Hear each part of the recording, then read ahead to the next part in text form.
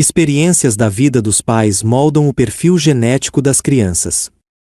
Sabemos que as regulagens geradas pelo meio ambiente descritas acima podem ser passadas de geração em geração.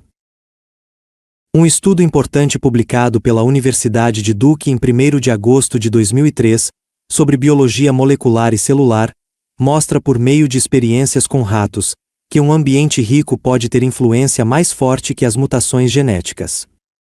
Nesse estudo, cientistas observaram os efeitos de suplementos dietéticos sobre ratas prenhes com genes de cutia.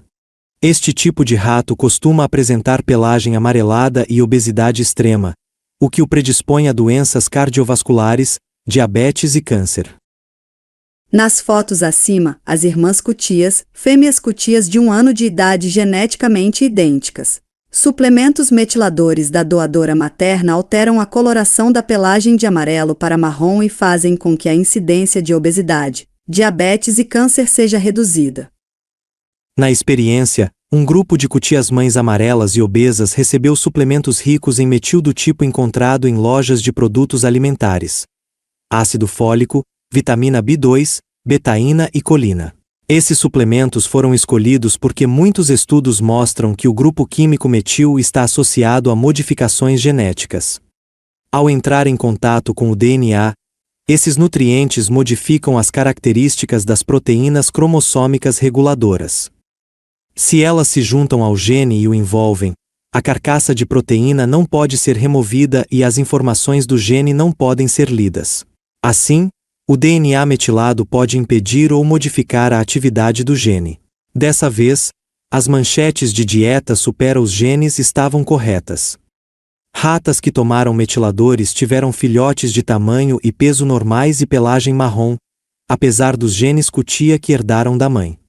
Já as que não tomaram os suplementos produziram filhotes amarelos, com tendência a ingerir quantidades muito maiores de alimentos que os filhotes marrons e que dobraram de peso muito mais rápido que eles. A fotografia mostra claramente as diferenças. Embora os dois ratos sejam geneticamente idênticos, têm aparência completamente diferente. Um é magro e marrom enquanto o outro é amarelo e obeso.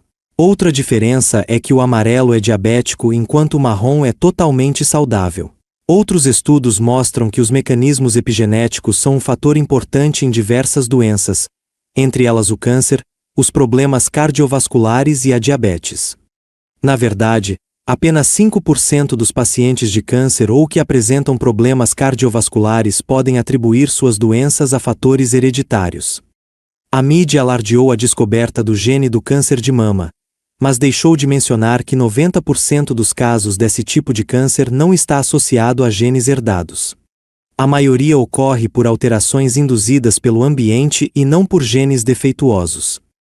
As evidências epigenéticas foram tantas que alguns cientistas mais tradicionais começaram a mencionar o nome de Jean-Baptiste de Lamarck, o evolucionista antes tão desdenhado, que acreditava que os traços adquiridos por influência do ambiente podem ser transmitidos. A filósofa Eva Jablonka e o biólogo Marion Lambe declaram em seu livro publicado em 1995, Epigenetic Inheritance and Evolution, de Lamarckian Dimension, Herança Epigenética e Evolução, a dimensão lamarckiana. Nos últimos anos, a biologia molecular mostrou que o genoma é mais amplo e suscetível ao ambiente do que se imaginava. Mostrou também que as informações podem ser transmitidas aos descendentes de várias maneiras, não apenas por meio da sequência básica do DNA. Bem, voltamos ao ponto em que iniciamos este capítulo, o ambiente. Em meu trabalho de laboratório, pude testemunhar diversas vezes o impacto do ambiente modificado nas células que estava estudando. Porém, foi somente no final de minha carreira de pesquisador, em Stanford, que a mensagem se tornou mais clara em minha mente. Percebi que a estrutura e a função das células endoteliais, da mucosa dos vasos sanguíneos, se modificavam dependendo do ambiente a que eram expostas. Quando eu adicionava produtos químicos inflamatórios à cultura, as células se transformavam rapidamente em macrófagos, os limpadores do sistema imunológico responsáveis por eliminar corpos estranhos. O mais interessante foi constatar que mesmo após eu ter destruído o seu DNA com raios gama, elas ainda se transformavam. Ou seja, mesmo funcionalmente enucleadas, Essas células endoteliais conseguiam modificar seu comportamento biológico em resposta a agentes inflamatórios da mesma maneira que faziam quando tinham seus núcleos intactos. Isso me mostrou claramente que apresentavam algum tipo de controle inteligente apesar da ausência de genes. 20 anos se passaram desde que meu mentor Irkonigsber me orientou a analisar o ambiente quando as células estudadas adoecem. Mas somente agora compreendo exatamente o que ele quis dizer. O DNA não controla a biologia e o núcleo não é o cérebro das células. Assim como eu e você, elas são moldadas pelo ambiente em que vivem. Então, finalmente entendi a célebre frase: "É o ambiente sua besta".